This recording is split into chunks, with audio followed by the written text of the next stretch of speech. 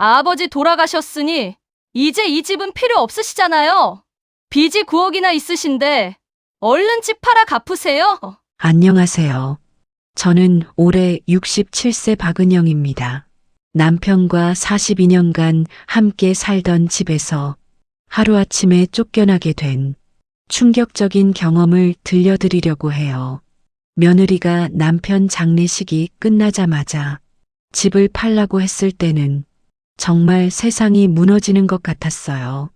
하지만 남편이 마지막에 남긴 놀라운 선물을 발견하게 되면서 모든 것이 완전히 뒤바뀌었어요. 누가 진짜 집의 주인인지, 누가 거짓말을 했는지, 그 충격적인 진실을 오늘 공개합니다. 저는 박은영입니다. 올해 67세이고요. 남편 이종철과 결혼한 지 올해로 42년이 됐어요. 정말 평범한 부부였어요. 남편은 회사원이었고 저는 집에서 살림만 하며 지냈어요. 남편과 처음 만난 건 제가 25살 때였어요. 친구 소개로 만났는데 첫인상이 정말 좋았어요. 키가 크고 인상이 온화했고 무엇보다 진실해 보였어요. 처음 만난 날이 아직도 생생하게 기억나요. 남편이 정말 신사적이었어요. 문도 열어주고 의자도 빼주고 그런 작은 배려들이 마음에 들었어요. 첫 데이트에서 남편이 이런 말을 했어요.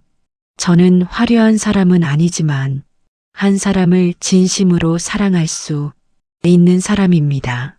그 말이 정말 인상 깊었어요. 1년 동안 연애하면서 남편의 성실함을 확인할 수 있었어요. 약속을 절대 어기지 않았고 거짓말도 하지 않았어요. 이런 사람이면 믿을 만하다고 생각했어요. 26세에 결혼했어요.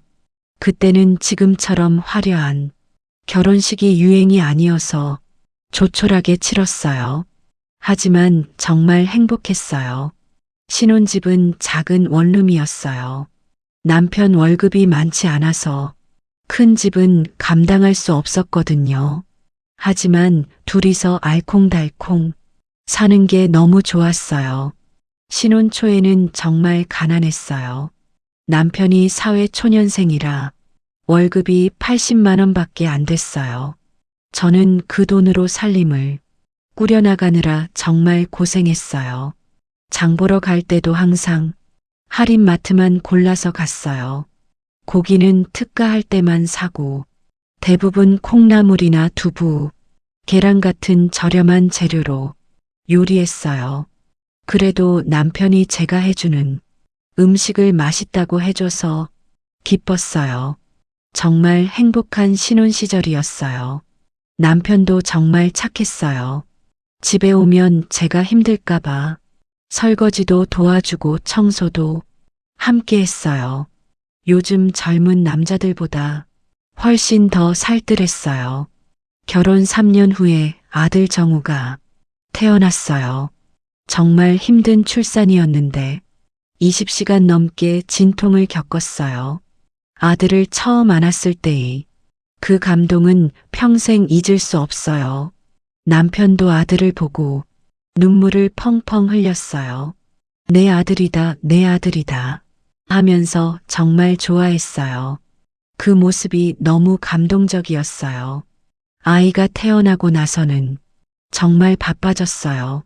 밤에 자주 울어서 잠도 제대로 못 잤고 기저귀 갈고 분유 타는 일이 24시간 끝이 없었어요.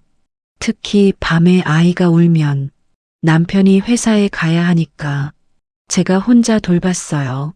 새벽에 깨서 분유 타고 기저귀 갈고 정말 힘들었어요.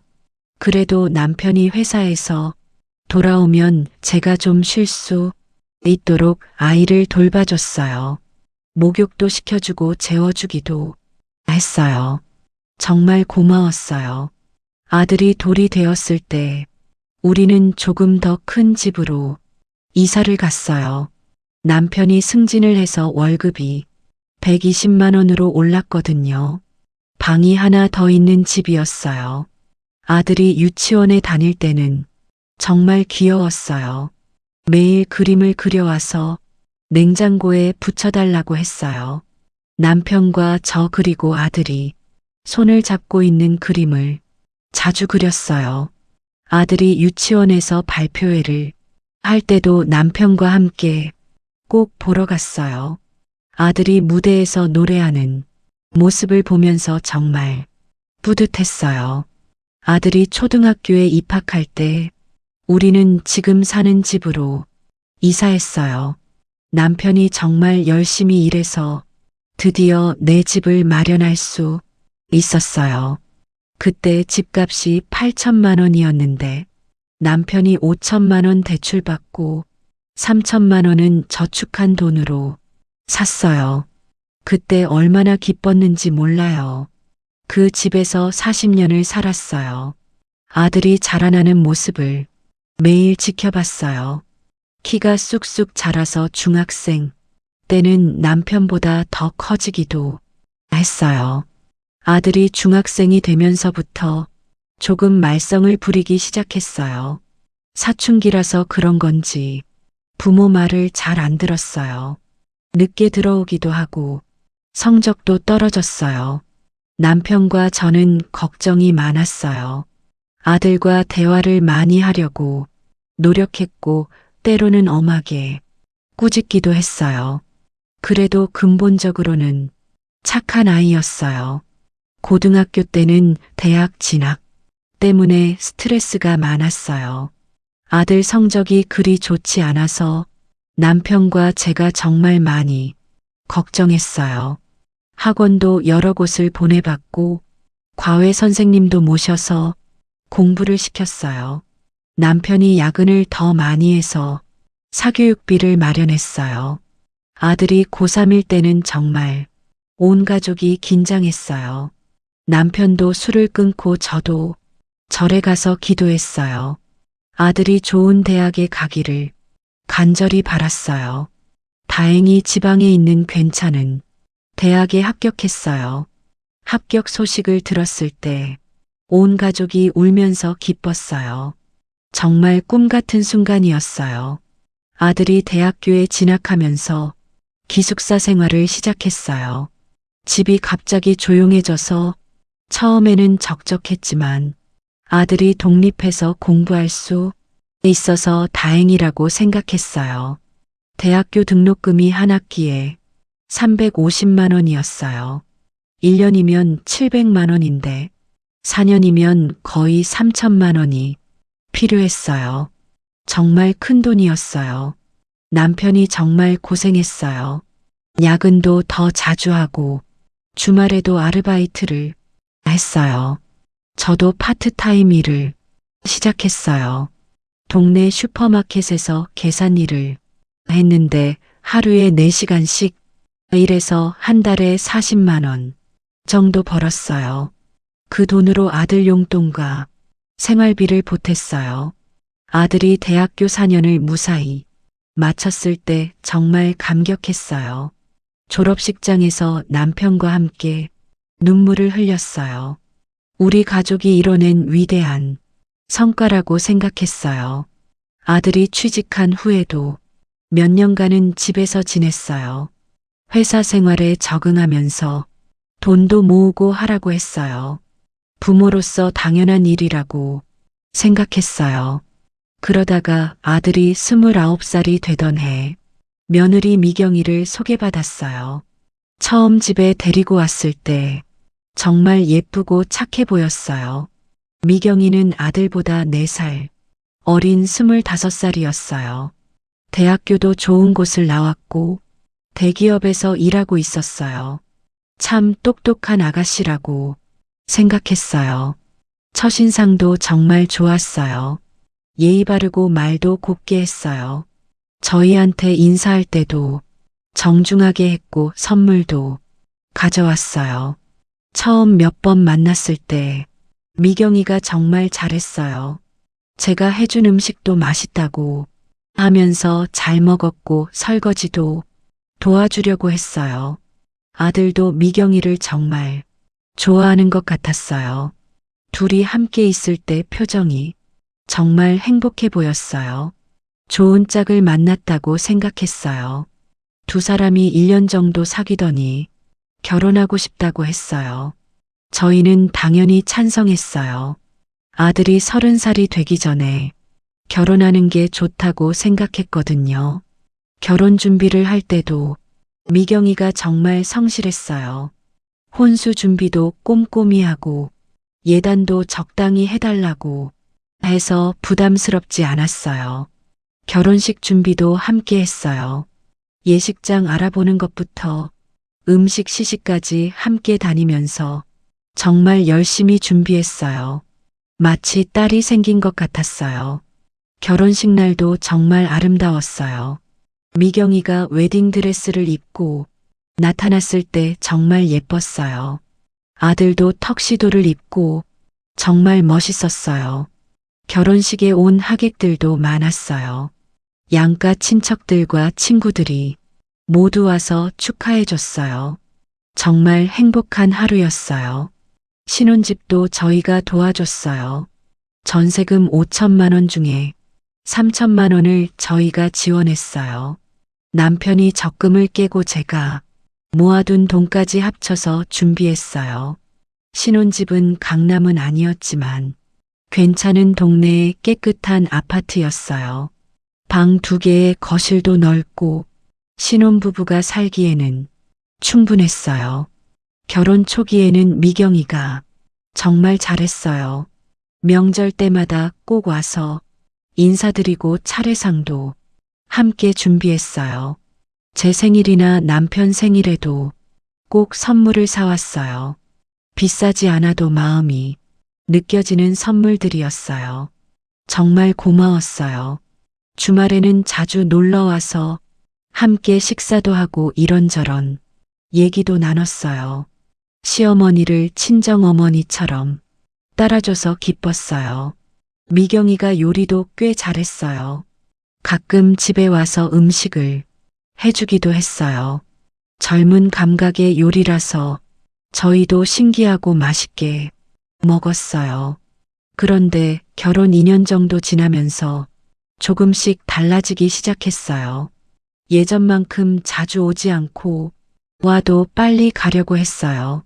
뭔가 부담스러워하는 기색이 보이더라고요. 처음에는 크게 신경 쓰지 않았어요. 결혼 생활에 적응하느라 바쁠 수도 있다고 생각했어요. 젊은 부부니까 둘만의 시간도 필요할 거라고 여겼어요. 명절 때도 예전만큼 열심히 준비하지 않았어요. 차례상 준비도 대충 하고 음식도 사온 것만 갖다 주고 일찍 가버렸어요. 그래도 저는 며느리니까 이해하려고 노력했어요. 며느리 입장에서는 시댁 오는 게 부담될 수도 있다고 생각했어요. 그러던 중 정말 갑작스럽게 남편이 쓰러진 거예요. 그날 아침도 평범했어요. 남편이 아침을 드시고 신문을 읽고 계셨는데 갑자기 가슴을 움켜쥐더니 쓰러지셨어요. 저는 깜짝 놀라서 119에 신고했어요. 구급차가 와서 남편을 병원으로 옮겼지만 이미 늦었어요. 의사가 즉사라고 하더라고요. 급성 심장마비였어요. 아무런 전조 증상도 없었는데 갑자기 심장이 멈춘 거였어요. 그 순간 정말 눈앞이 캄캄해졌어요. 42년을 함께 산 남편을 그렇게 갑자기 잃다니 믿을 수가 없었어요. 아들에게 급히 연락했어요. 아들도 회사에서 급히 나와서 병원으로 왔어요. 아버지가 돌아가셨다는 소식을 듣고 정말 많이 울었어요. 며느리도 함께 와서 위로해 줬어요. 그때는 정말 고마웠어요. 이런 어려운 때 며느리가 함께 해줘서 든든했어요. 장례 준비는 아들과 며느리가 대부분 해줬어요. 저는 충격이 너무 커서 제대로 된 생각을 할 수 없었어요. 장례식장에서 3일을 보냈어요. 남편의 직장 동료들도 많이 왔고 동네 분들도 조문을 와주셨어요. 생각보다 많은 분들이 와서 놀랐어요. 장례식장에서 밤새 지키면서 남편과의 추억들이 주마등처럼 스쳐 지나갔어요. 처음 만났을 때부터 마지막 순간까지 모든 게 생생했어요. 출간하는 날이 가장 힘들었어요. 이제 정말 남편과 영영 헤어지는구나 하는 생각에 눈물이 멈추지 않았어요. 화장장에서 마지막 작별 인사를 할 때도 정말 많이 울었어요. 42년을 함께 한 사람과 이렇게 헤어진다는 게 믿어지지 않았어요. 장례가 모두 끝나고 집에 돌아왔을 때 정말 적막했어요. 남편이 앉던 소파가 비어 있고 읽던 신문이 그대로 놓여 있었어요. 모든 게 그대로인데 남편만 없었어요. 그날 밤은 정말 잠이 안 왔어요. 42년 동안 옆에서 자던 사람이 갑자기 없으니까 침대가 너무 넓게 느껴졌어요. 다음 날도 며느리가 찾아왔어요. 처음에는 혼자 지내는 게 걱정돼서 와준 줄 알았어요. 그런데 며느리가 꺼낸 말은 정말 충격적이었어요. 어머니, 이제 혼자 계시는데 이 큰 집에서 지내기 힘드시죠? 관리하기도 어려우실 테고 외로우실 것 같아요. 그 말까지는 그럭저럭 이해할 수 있었어요. 실제로 혼자 지내기에는 집이 좀 컸거든요. 그런데 며느리가 계속해서 한 말이 정말 놀라웠어요. 아버지가 돌아가시기 전에 친구분 사업 보증을 서주셨나 봐요. 빚이 9억이나 남았어요. 9억의 빚이라는 말에 정말 깜짝 놀랐어요. 남편이 언제 그런 보증을 섰다는 건지 처음 듣는 얘기였어요. 며느리가 계속 설명했어요. 채권자들이 벌써 연락 왔대요. 빨리 집을 팔아서 빚을 갚아야 한다고 하더라고요. 늦으면 경매로 넘어간다고 했어요. 저는 정말 어찌할 바를 몰랐어요. 남편이 그런 일을 했다는 얘기를 들어본 적이 전혀 없었거든요. 아들 정우에게 물어봤더니 미안하다면서 고개를 숙이고 있더라고요. 아버지가 친구를 위해 보증을 서주신 것 같다고 했어요. 하지만 정말 이상했어요. 남편은 평생 그런 일을 하지 않겠다고 했던 사람이었거든요. 보증이나 투자 같은 건 절대 하지 않는다고 항상 말했었는데요. 며느리는 이미 작은 집도 알아봤다고 하더라고요. 반지하 원룸인데 월세가 20만 원이라고 했어요. 거기서 지내시라고 하더라고요. 40년을 살던 집에서 반지하로 가라니 정말 기가 막혔어요. 하지만 9억이라는 큰 빚 앞에서는 어쩔 수 없었어요. 며느리가 매일같이 재촉했어요. 빨리 이사 준비하세요. 채권자들이 독촉하고 있어요. 늦으면 큰일 난다고 했어요. 일주일 동안 40년간 모은 물건들을 정리했어요. 결혼할 때 받은 이불, 아들 어릴 때 입던 옷, 남편과 함께 찍은 사진들, 모든 게 추억이었어요. 하나하나 정리하면서 눈물이 계속 흘러내렸어요. 이 모든 추억들을 뒤로하고 떠나야 한다는 게 믿어지지 않았어요. 대부분의 가구는 버려야 했어요. 반지하가 너무 작아서 큰 가구들은 들어갈 수 없었거든요. 40년 쓰던 소파도 식탁도 모두 버렸어요. 이사하는 날이 정말 서러웠어요. 40년을 살던 집에서 마지막으로 나올 때 뒤돌아보니 눈물이 쏟아졌어요. 이삿짐차에 짐을 싣고 반지하로 향할 때 정말 마음이 아팠어요. 이게 현실인가 싶었어요. 반지하에 도착해서 보니 정말 충격적이었어요. 지하에 있어서 창문도 작고 햇빛이 거의 들어오지 않았어요. 곰팡이 냄새도 심했고 벽지도 누렇게 변색되어 있었어요. 습기 때문에 끈적끈적한 느낌도 들었어요. 우리 집 화장실보다 작은 공간에 모든 걸 넣어야 했어요. 침대와 옷장 그리고 냉장고를 넣으니까 거의 공간이 없었어요. 첫날 밤이 가장 힘들었어요. 지나가는 사람들의 발자국, 소리가 다 들렸어요. 무서워서 잠을 제대로 못 잤어요.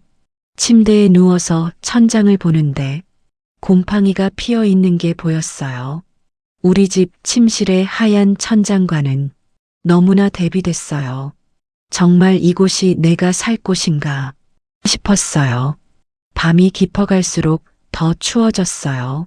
보일러가 제대로 안 돼서 이불을 뒤집었어도 춥더라고요. 40년간 따뜻한 집에서 살다가 이런 곳에서 자려니 정말 견디기 힘들었어요. 가장 힘든 건 냄새였어요. 곰팡이 냄새와 하수구 냄새가 섞여서 숨쉬기가 어려웠어요. 창문을 열어도 지하라서 공기 순환이 안 됐어요. 그때 남편 생각이 간절했어요. 살아있었다면 절대 이런 곳에서 살게 하지 않았을 텐데 왜 나를 혼자 두고 갔을까? 원망스럽기도 했어요. 눈물이 계속 흘러내렸어요. 이게 정말 내 인생인가? 67년을 살아오면서 이런 비참한 순간이 있을까 싶었어요. 정말 절망적이었어요. 새벽 3시가 넘어서야 겨우 잠이 들었는데 위층에서 화장실 물 내리는 소리에 다시 깨어났어요. 이런 식으로는 제대로 잠을 잘 수 없을 것 같았어요. 그리고 무엇보다 외로웠어요. 남편도 없고 40년 살던 집도 떠나고 이런 좁은 공간에서 혼자 지내려니 정말 우울했어요. 며느리와 아들은 이사 후에 연락을 거의 안 했어요. 가끔씩 문자를 보내는데 내용도 차가웠어요. 어머니 월세 준비하세요. 생활비 아껴 쓰세요. 이런 식의 문자만 왔어요. 정말 서러웠어요. 한 달 정도 그렇게 지내는데 우연히 큰 백화점을 지나가게 됐어요. 장을 보러 가던 길이었는데 백화점에 들어가 보고 싶어졌어요. 예전에 남편과 함께 자주 오던 곳이었거든요. 그런데 거기서 정말 믿을 수 없는 광경을 봤어요. 며느리 미경이가 명품 매장에서 쇼핑을 하고 있었어요. 몇백만 원짜리 가방을 여러 개 사고 있더라고요. 그것도 아주 자연스럽게 직원과 얘기하면서요. 마치 익숙한 손님처럼 말이에요. 저는 숨어서 지켜봤는데 며느리가 정말 여유롭게 쇼핑하는 모습이 충격적이었어요. 신용카드를 여러 장 꺼내서 계산하는 것도 봤어요. 그리고 직원이 며느리에게 VIP 고객님이라고 부르면서 정말 극진하게 대하더라고요. 이게 처음이 아닌 거였어요. 9억의 빚 때문에 집을 팔았다면서 왜 명품 쇼핑을 하는 건지 정말 이상했어요. 게다가 VIP 고객이라니 며느리가 직원들과 친숙하게 대화하는 걸 보니까 정말 오래된 단골 손님인 것 같았어요. 적어도 몇 년은 된 것 같더라고요. 그때 며느리가 친구로 보이는 여자와 전화 통화를 하더라고요. 목소리가 커서 일부가 들렸는데 정말 충격적인 내용이었어요. 시어머니가 드디어 집에서 나갔다고 하면서 정말 속이 시원하다고 하더라고요.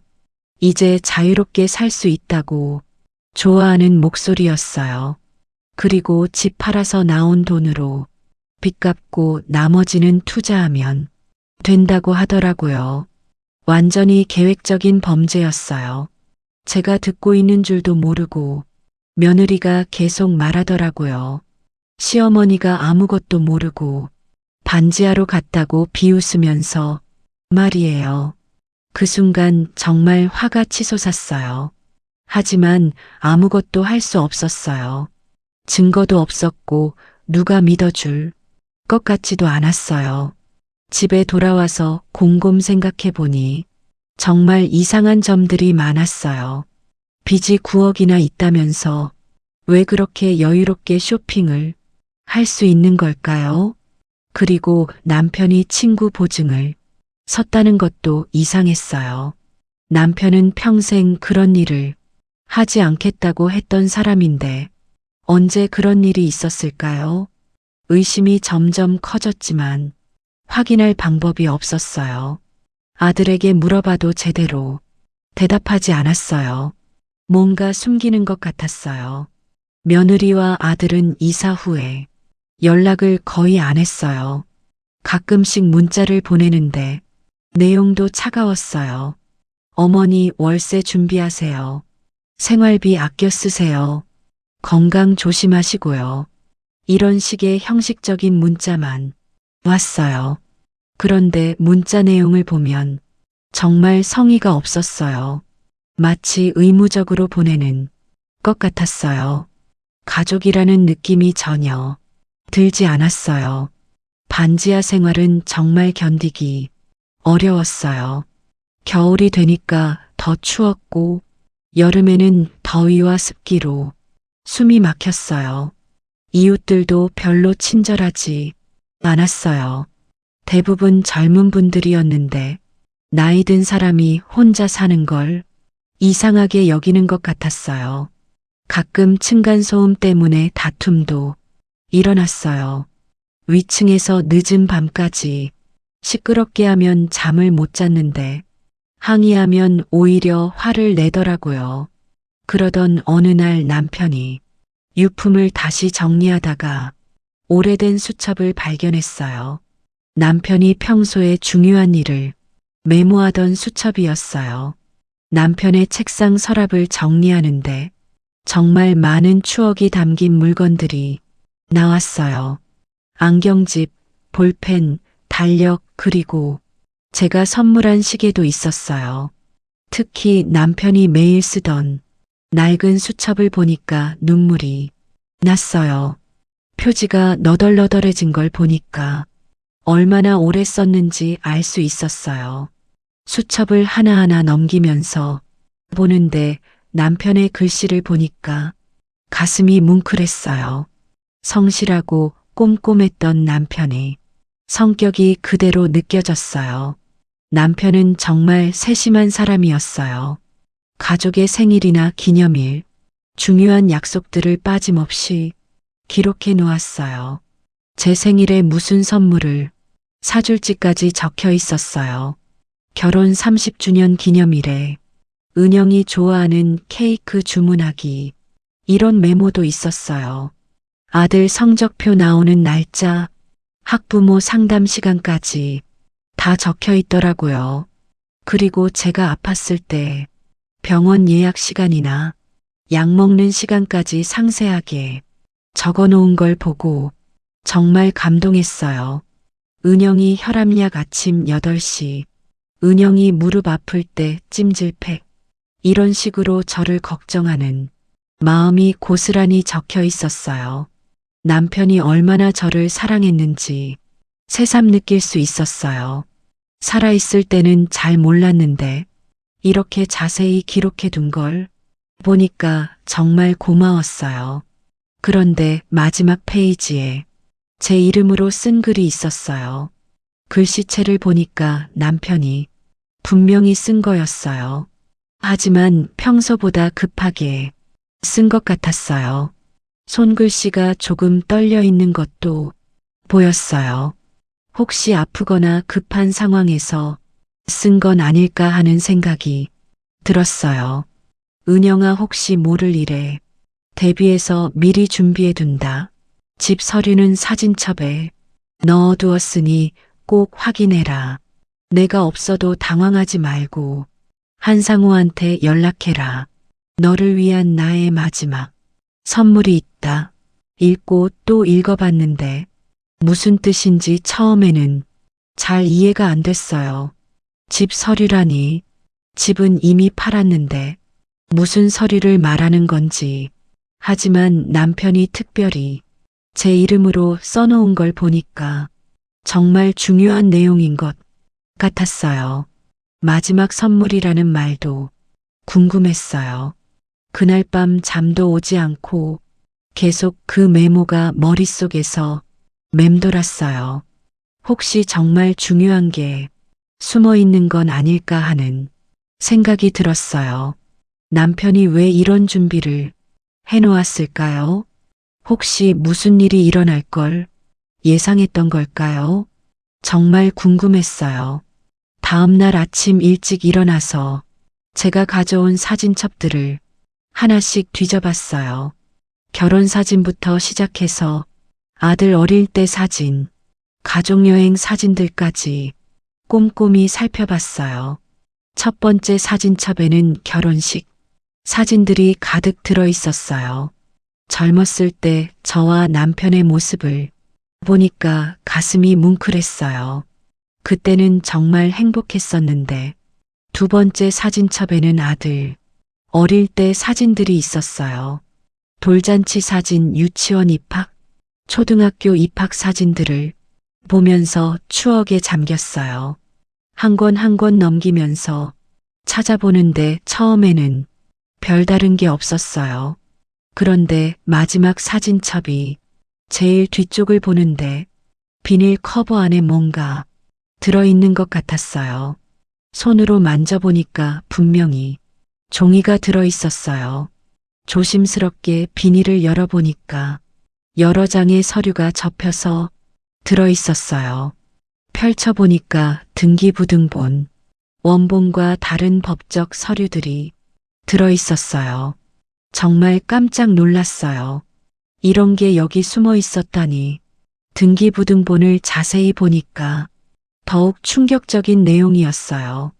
우리 집의 명의가 3년 전에 남편 단독에서 제 단독 명의로 변경되어 있었던 거예요. 변경 날짜를 보니까 3년 전 5월 15일이었어요. 그때가 언제였는지 생각해 보니까 미경이와 아들이 결혼한 직후였어요. 그리고 집의 근저당이나 빚과 관련된 어떤 설정도 전혀 되어 있지 않았어요. 완전히 깨끗한 상태였어요. 9억의 빚 같은 건 어디에도 없었어요. 저는 손이 덜덜 떨렸어요.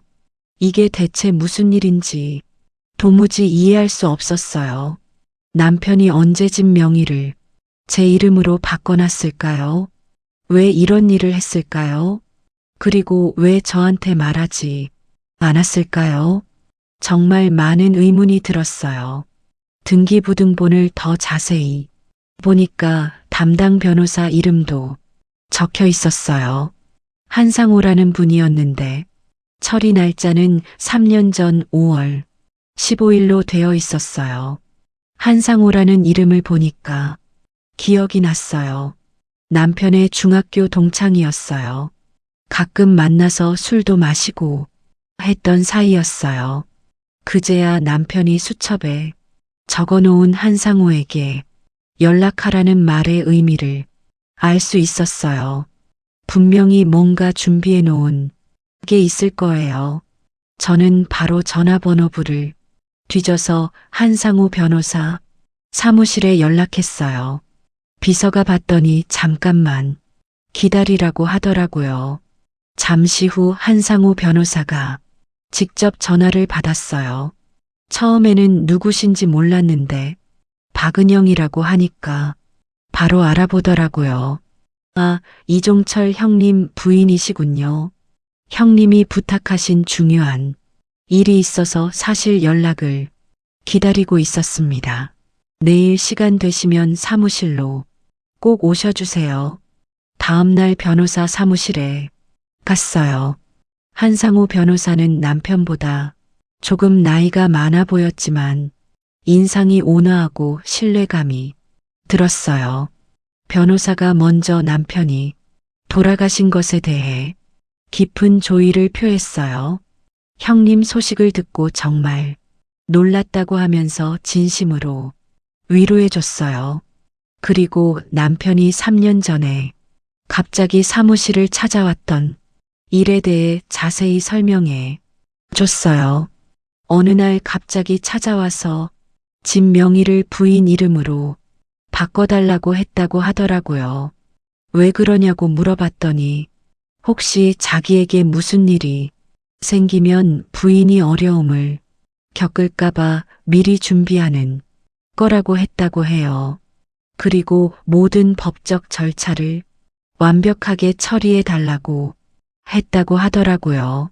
만약 나중에 누군가 부인을 속이려고 한다면 언제든 법적 대응을 할 수 있도록 준비해 달라고 했다고 해요. 변호사가 또 다른 서류들을 꺼내서 보여줬어요. 며느리가 말하는 9억 빚에 대한 철저한 조사 결과였어요. 그 빚은 며느리 미경 씨가 개인적으로 주식과 가상화폐 투자를 하다가 실패해서 생긴 거였어요. 남편이나 저와는 전혀 상관없는 개인 채무였어요.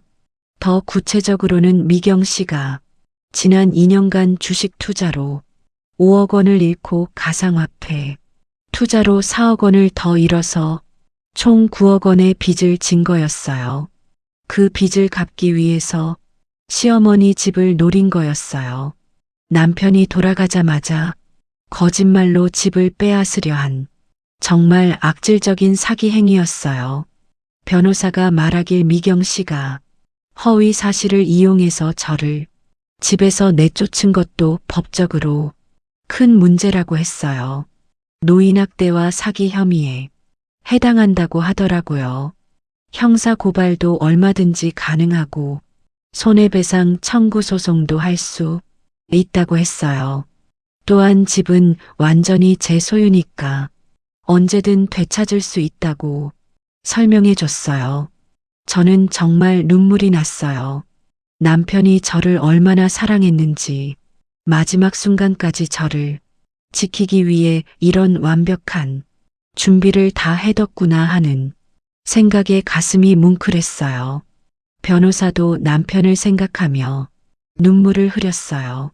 마지막에 만났을 때 부인, 걱정을 정말 많이 했다면서 형님다운 세심한 배려였다고 말했어요.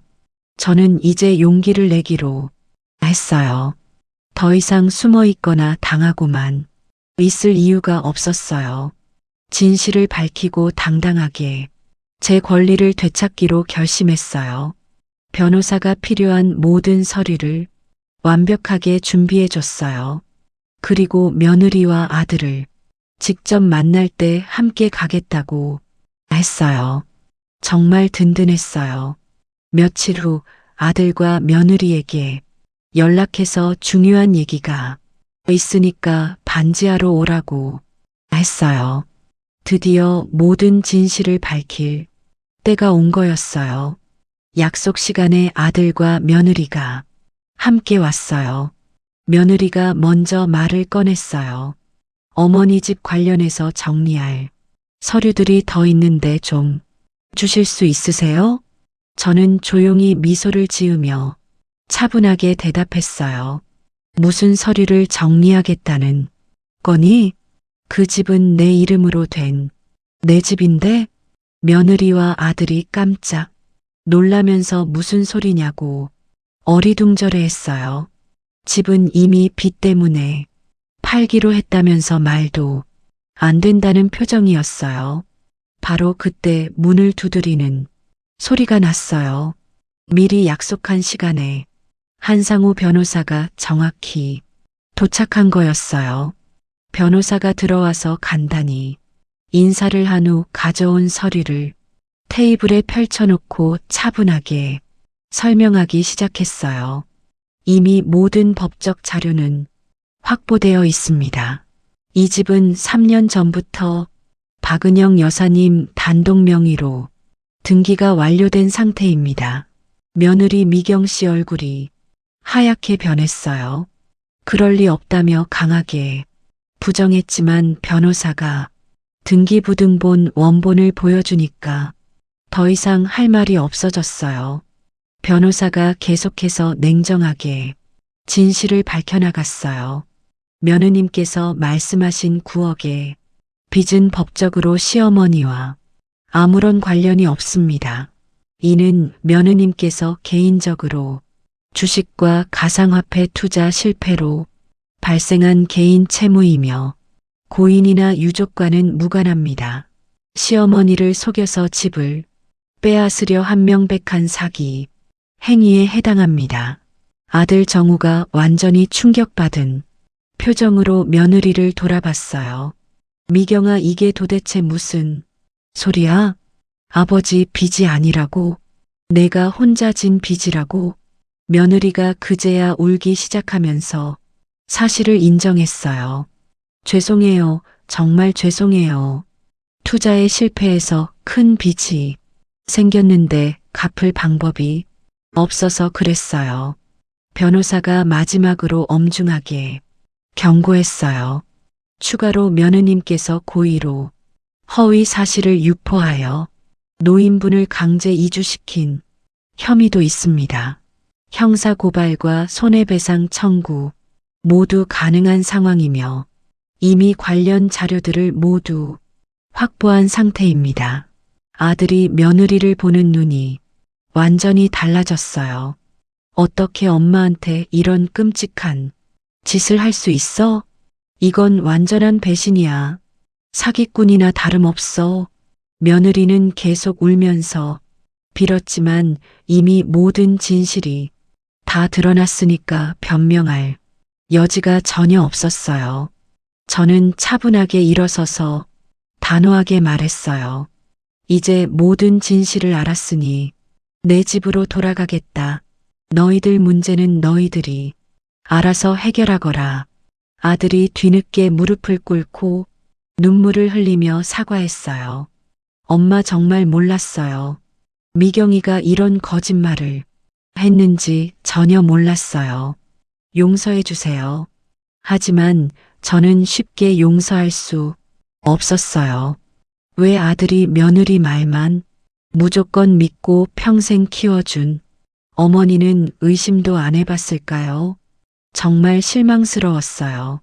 며느리는 결국 모든 거짓말과 사기 행위가 드러나면서 아들과의 관계도 완전히 파탄이 났어요. 더 이상 함께 살 수 없다고 하더라고요. 저는 며칠 후 42년간 살던 소중한 우리 집으로 다시 돌아갔어요. 현관 열쇠를 돌리고 문을 열어서 들어서는 그 순간 정말 감격스러웠어요. 환한 햇빛이 가득 들어오는 거실, 남편이 아침마다 신문을 읽던 소파, 함께 식사하던 식탁, 모든 게 그리웠고 소중했어요. 마당에 나가서 남편을 그리며 눈물을 흘렸어요. 마지막 순간까지 저를 보호하기 위해 이런 완벽한 준비를 해뒀구나 하는 생각에 정말 감사했어요. 남편이 제게 남겨준 건 단순한 부동산이 아니었어요. 사랑하는 사람은 끝까지 지킨다는 약속, 그리고 혼자가 아니라는 확신이었어요. 아들이 며칠 후 혼자 찾아와서 눈물을 펑펑 흘리며 빌었어요. 엄마, 정말 죄송해요. 제가 너무 어리석었어요. 미경이 말만 믿고 엄마를 의심한 제가 잘못이에요. 저는 아들을 차분히 바라보며 말했어요. 너는 내 아들이다. 하지만 나를 배신하고 집에서 내쫓으려 했던 사람들과는 다시 예전처럼 살 수는 없다. 그래도 문을 완전히 닫지는 않았어요. 내가 정말 깊이 반성하고 진심으로 뉘우친다면 언제든 다시 진짜 가족이 될 수 있다고 했어요. 지금 저는 혼자지만 정말 당당하게 살고 있어요. 남편이 마지막까지 지켜준 소중한 집에서 편안하고 행복한 노후를 보내고 있어요. 이 모든 일을 겪으면서 정말 많은 것을 깨달았어요. 가족이라고 해서 무조건 믿어서는 안 된다는 것, 서로 존중하고 배려하는 마음이 얼마나 중요한지 절실히 느꼈어요. 그리고 나이가 들었다고 해서 무시당하거나 이용당할 이유는 전혀 없다는 것도 깨달았어요. 우리도 당당하게 살 권리가 있고 존중받아야 마땅해요. 특히 이번 일을 통해서 경제적 독립이 얼마나 중요한지도 알았어요. 만약 남편이 미리 준비해주지 않았다면 저는 정말 어떻게 됐을지 모르겠어요. 여성들, 특히 저희 나이대 어르신들은 대부분 남편에게 경제적으로 의존해서 살아왔잖아요. 그런데 갑자기 혼자 되면 정말 막막할 수밖에 없어요. 저처럼 운 좋게 남편이 미리 준비해 준 경우가 아니라면 정말 어려움을 겪을 수 있을 거예요. 그래서 미리미리 준비하는 게 중요한 것 같아요. 그리고 가족 관계에서도 무조건 희생만 하는 게 능사가 아니라는 걸 깨달았어요. 때로는 단호하게 맞서야 할 때도 있어요. 제가 만약 계속 참고만 있었다면 며느리는 아마 끝까지 저를 이용했을 거예요. 진실을 밝히고 맞서서 정말 다행이에요. 혹시 저와 비슷한 어려운 상황에 계신 분들이 있다면 절대 포기하지 마세요. 진실은 반드시 밝혀지고 정의는 언젠가 반드시 승리합니다. 그리고 주변에 도움을 요청하는 것도 두려워하지 마세요. 저도 변호사의 도움 없었다면 이렇게 해결할 수 없었을 거예요. 혼자 해결하려고 하지 말고 전문가의 도움을 받으세요. 또한 중요한 서류들은 미리미리 확인해 두세요. 등기부등본 같은 것들도 정기적으로 확인하면 이상한 일을 미리 발견할 수 있을 거예요. 그리고 가족이라고 해서 모든 걸 맡기지 마세요. 중요한 결정은 본인이 직접 확인하고 결정하는 게 좋습니다. 남편이 마지막에 제게 남겨준 가장 큰 선물은 집이라는 물질적 재산이 아니었어요. 진정한 사랑은 상대방을 끝까지 보호한다는 약속, 그리고 사랑받는 사람은 결코 혼자가 아니라는 확신이었어요. 남편은 저보다 먼저 떠났지만 마지막까지 저를 지켜주려고 했어요. 그런 사랑 덕분에 저는 다시 일어설 수 있었고 당당한 삶을 되찾을 수 있었어요. 지금 저는 그 집에서 혼자 살고 있지만 전혀 외롭지 않아요. 남편의 사랑이 여전히 저와 함께 있다는 걸 느끼고 있거든요. 매일 아침 일어나서 남편이 신문을 읽던 소파에 앉아서 차를 마시면서 남편과의 추억을 떠올려요. 그러면 마음이 따뜻해져요. 마당에 있는 남편이 심은 나무들도 잘 자라고 있어요. 봄이 되면 꽃이 피고 가을이 되면 열매가 열려요. 남편이 남긴 흔적들이에요. 그 사랑과 믿음 덕분에 저는 다시 일어설 수 있었고 당당하고 행복한 노후를 되찾을 수 있었어요. 아들과의 관계도 조금씩 회복되고 있어요. 아직 완전히 예전으로 돌아가지는 못했지만 시간이 지나면 괜찮아질 것 같아요. 무엇보다 이 경험을 통해서 제 자신에 대한 자신감을 되찾을 수 있었어요. 67세라는 나이에도 당당하게 살 수 있다는 걸 깨달았어요. 앞으로도 건강하게 오래 살면서 제가 경험한 일들을 다른 분들에게 도움이 되도록 나누고 싶어요. 감사합니다.